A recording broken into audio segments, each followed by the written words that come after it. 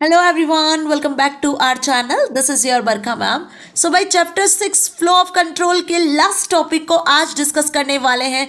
Class 11th computer science book code 083 students. Nested loops के बारे में आज हम डिस्कस करेंगे. इस चैप्टर में हमने डिफरेंट टाइप की कंट्रोल स्टेटमेंट्स के बारे में डिस्कस कर लिया है. सिक्वेंशियल, सिलेक्शन और साथ ही रिपीटेशन.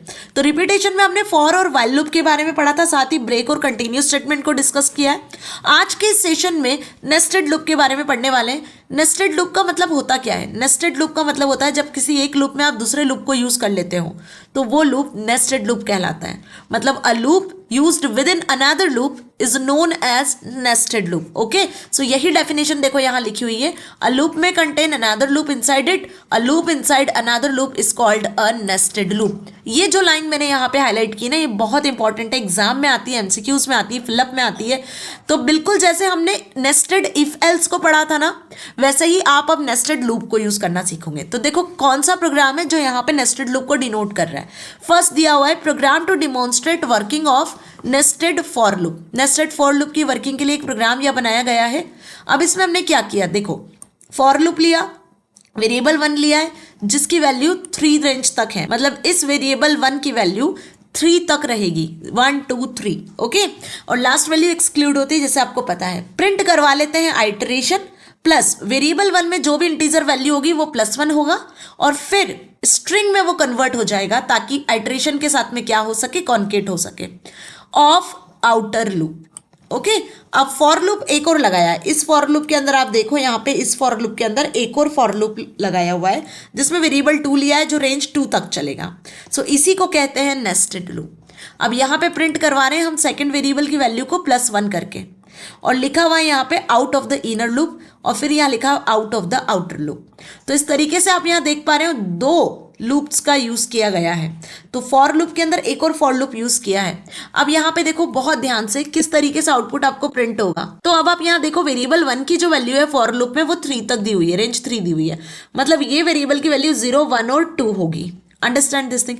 तो लूप चलना स्टार्ट हुआ 0 के लिए. आइटरेशन स्ट्रिंग के फंक्शन के अंदर लिखा है वेरिएबल 1 + 1. तो 0 + 1 कितनी होगी, वेरिएबल की वैल्यू 1. ओके, तो स्ट्रिंग में 1 आ गया है. अब iteration 1 of outer loop. Outer loop में हम पहले आइटरेशन के लिए काम कर रहे हैं. एक और लूप लगा हुआ है वेरिएबल 2 जिसकी वैल्यू रेंज ऑफ 2 है. तो यहाँ पे जो ये लूप चलेगा वो चलेगा 0 और 1 तक ओनली. लास्ट वैल्यू एक्सक्लूड होती है. प्रिंट करवा लिया वेरिएबल 2 + 1 मतलब कि 0 + 1 कितना आ जाएगा, 0 + 1 1. तो यहाँ पे प्रिंट हुआ 1. देखो ये आइटरेशन 1 ऑफ आउटर लूप और ये 1 प्रिंट हुआ. लूप फिर से चला 1 के लिए. तो अब यहाँ पे 1 + 1 कितना हो जाएगा, 2. तो ये लूप की वैल्यू आपको 2 और प्रिंट होती हुई दिख रही है. अब जैसे ही 2 + 1 3 होगा तो ये लूप चलना बंद हो जाएगा क्योंकि 3 तो रेंज में वैल्यू नहीं दी है हमने. तो अब प्रिंट होगा आउट ऑफ इनर लूप. तो ये आउट ऑफ इनर लूप आ गया. फिर इसके बाद ये लूप वापस चला बाहर वाला आउटर लूप. अब ये लूप चलेगा 1 के लिए. तो यहाँ देखो 1 + 1 कितना हुआ, 2. तो iteration of 2 of outer loop और अंदर फिर आ जाएंगे हम लूप में यहाँ पर. तो 0 1 तो इसके लिए वापस ही 1 और 2 टाइम्स चलेगा. फिर ये आउटर लूप से हम बाहर जाएंगे, 2 के लिए लूप चलेगा, 2 + 1 ये 3 के लिए चलेगा. 3 के हिसाब से फिर ये लूप आपका 1 और 2 प्रिंट करके देगा. अब जैसे ही लूप 3 + 1 4 होगा तो यहाँ पे ये रेंज ही नहीं है आगे यूज करने के लिए. तो आप लास्ट में क्या वैल्यू प्रिंट हो जाएगी, print out of the outer loop. तो देखो यहाँ पे out of inner loop and out of outer loop दोनों वैल्यूज आपको यहाँ प्रिंट होती है, शो हो रही है. तो होपफुली ये प्रोग्राम आपको अच्छे से समझ में आया. अब इसको ना हम जरा रन करके देख लेते हैं कि क्या वाकई में यही आउटपुट आ रहा है. तो यहाँ पे आप देख पा रहे हो कि हमने 2 लूप लगाए हैं, एक आउटर लूप और एक इनर लूप. तो आप इन दोनों चीजों को क्या कर पा रहे हो, रिलेट कर पा रहे हो. क्लियर. अब इसको रन करके देखते हैं. तो यहाँ से ना मैं इस कोड को कॉपी कर लेती हूँ Ctrl+C से. पाइथन मैंने यहाँ ओपन किया हुआ है. यहाँ पर आकर हम एक नई फाइल बना लेते हैं. Ctrl+S से भी बना सकते हो. Ctrl+V से हमने कोड को पेस्ट कर दिया. अब कोड बिल्कुल उसी मैनर में लिखा हुआ है जैसा आपको वहाँ दिख रहा था. ओके, तो इसको क्या करोगे, इसको आप सेट कर लो ताकि ये उसी मैनर में रन हो सके. सो ऑलमोस्ट सारी चीज़ें सब सही लिखी हुई हैं. Ctrl+S से इसको सेव कर लेते हैं. Ctrl+S से सेव करने के बाद में सपोज डेस्कटॉप पे मैं सेव कर लेती हूँ for.py के नाम से. ओके, और ये डेस्कटॉप पर बेसिकली आपकी फाइल सेव हो गई है. अब F5 से आप इसको रन कर सकते हो या रन पर भी आकर आप इसको रन कर सकते हो। तो जैसे ही रन करा तो देखो आउटपुट आपके सामने, आइट्रेशन 1 ऑफ आउटर लूप 1 2, ये आउटर लूप चल रहा है और उसके अंदर ये 2 बार इनर लूप चल रहा है, फिर ये आउटर लूप चल रहा है, उसके बाद फिर अंदर 2 बार इनर लूप चल रहा है, फिर ये आउटर लूप और उसके बाद अंदर 2 बार इनर लूप चल रहा है। आउटर लूप की कंडीशन यहाँ आकर फॉल्स हो गई तो ये चलना बंद हो गया। अंडरस्टैंड? तो ये चीज़ समझ में आई कि 2 लूप लगाए हैं तो ये जो 1 2 प्रिंट हो रहा है ये इनर लूप प्रिंट कर रहा है। बाकी ये जो iteration of 1 of outer loop, iteration of 2 of outer loop, iteration of 3 of outer loop, या आउटर लूप 3 बार चल रहा है, जिसकी रेंज की वैल्यू 3 दी थी, यहाँ रेंज की वैल्यू 2 दी थी, तो ये 2 ही बार काम कर रहा है। ओके, तो इतना अच्छे से समझ में आया। एक और यहाँ पे प्रोग्राम दिया हुआ है कि Python does not impose any restriction on how many loops can be nested inside a loop और the level of nesting. Python आपको बिल्कुल भी रेस्ट्रिक्ट नहीं करता है कि आप एक लूप के अंदर सिर्फ एक ही लूप यूज कर सकते हो। आप किसी एक लूप के अंदर मल्टीपल लूप्स का यूज कर सकते हो, किसी भी टाइप ऑफ लूप का यूज कर सकते हो। मतलब कि कुल मिला के आप फॉर लूप के अंदर व्हाइल लूप का यूज कर सकते हो, ये भी एक नेस्टेड लूप कहलाता है।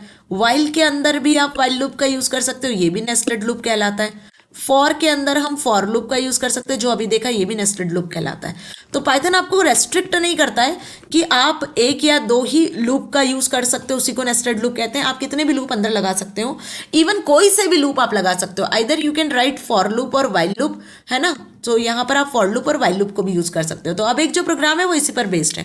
Program to print the pattern for a number input by the user.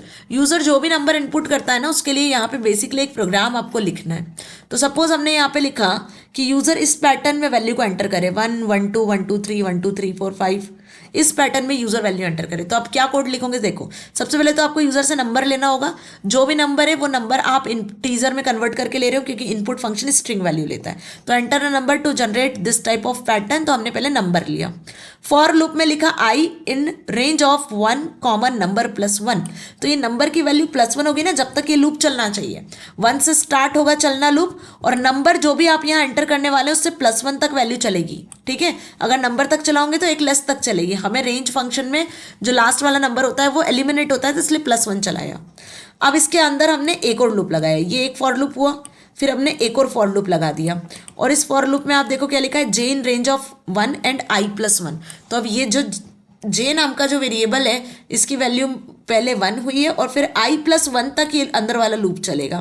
तो इनर लूप आउटर लूप समझ में आ गया है किस तरीके से यूज हो रहे हैं। अंदर वाले रूप में प्रिंट करवा लिया जे एंड प्रिंट फंक्शन को बाहर फिर प्रिंट करवा लिया। ठीक है, अब इसका आउटपुट कैसा आएगा? इसका आउटपुट कुछ इस तरीके से प्रिंट होगा। ठीक है, चलो देखते हैं क्या ये इस तरीके से काम कर रहा है। कंट्रोल सी से इसको कॉपी कर लेते हैं और हम आ जाते हैं हमारी फाइल पर। चाहो तो इस फाइल को रहने दो या इसको यहाँ से डिलीट भी कर सकते हो।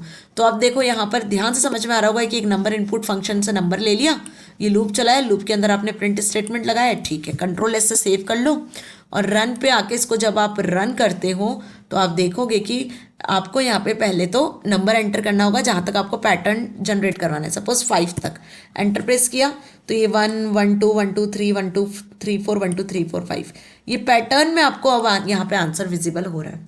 तो होपफुली आपको क्वेश्चन अच्छे से समझ में आ रहा है, कोई डाउट नहीं है यहाँ तक। ठीक है, एक और प्रोग्राम दिया हुआ है which is use to find the prime number between 2 to 50 using nested for loop. 2 से लेकर 50 के बीच के प्राइम नंबर्स निकालना है, वो भी नेस्टेड फॉर लूप की मदद से। तो नंबर ले लिया हमने 2 इनिशियल नंबर, एक लूप चलाया आई का जो कि 2 से 50 तक चलेगा, मतलब 49 तक चलेगा। एक जे नाम का वेरिएबल लिया जिसमें 2 असाइन करवाया, और फॉर के अंदर ये फॉर लूप है, इसके अंदर व्हाइल लूप का यूज किया हुआ है।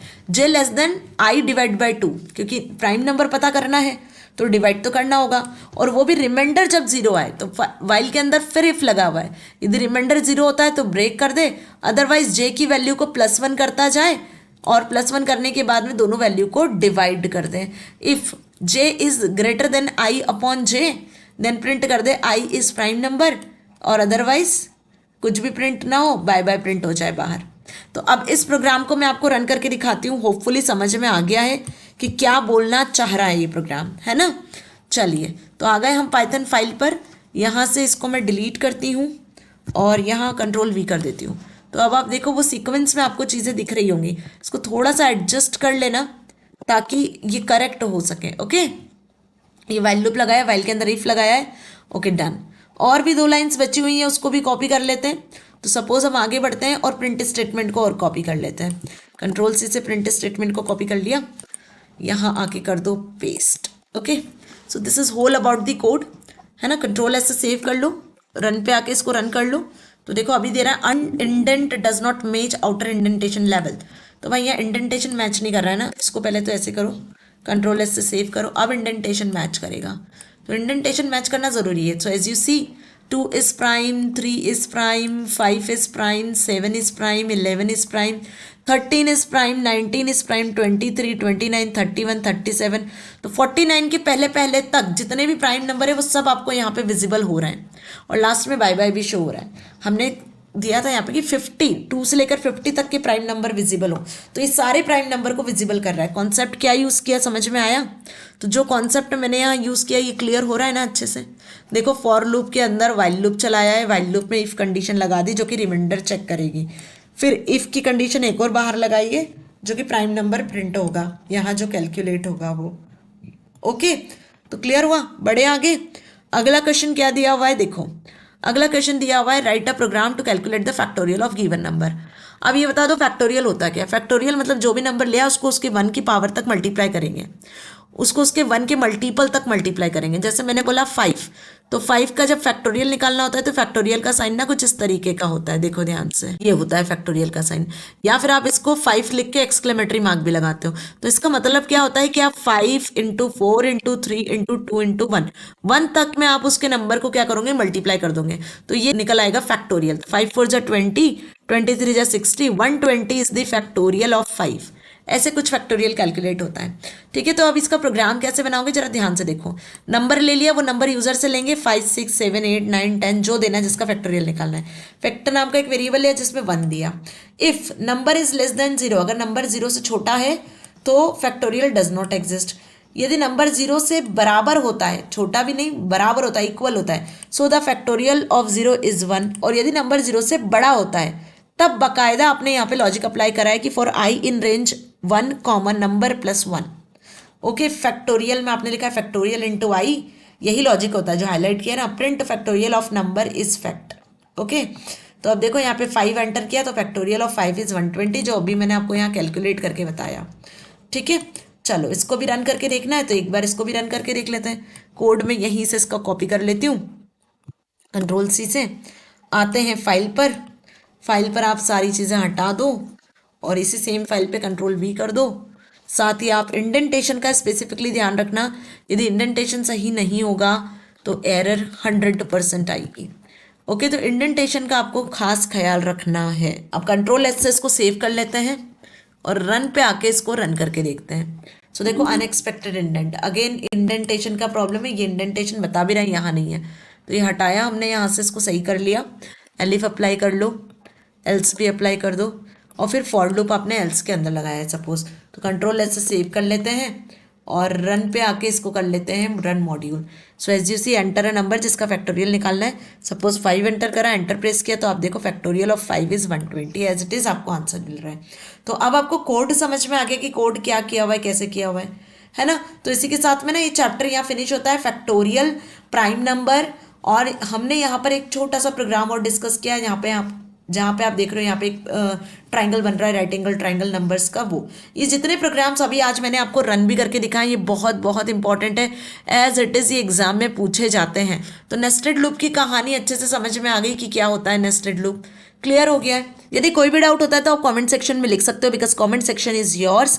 अगले सेशन में हम डिस्कस करने वाले हैं इस चैप्टर के एनसीईआरटी सॉल्यूशंस को, प्लस साथ में हम नेक्स्ट चैप्टर को भी नेक्स्ट वीडियो में शुरू करेंगे। टिल देन स्टे या stay happy, thank you so much.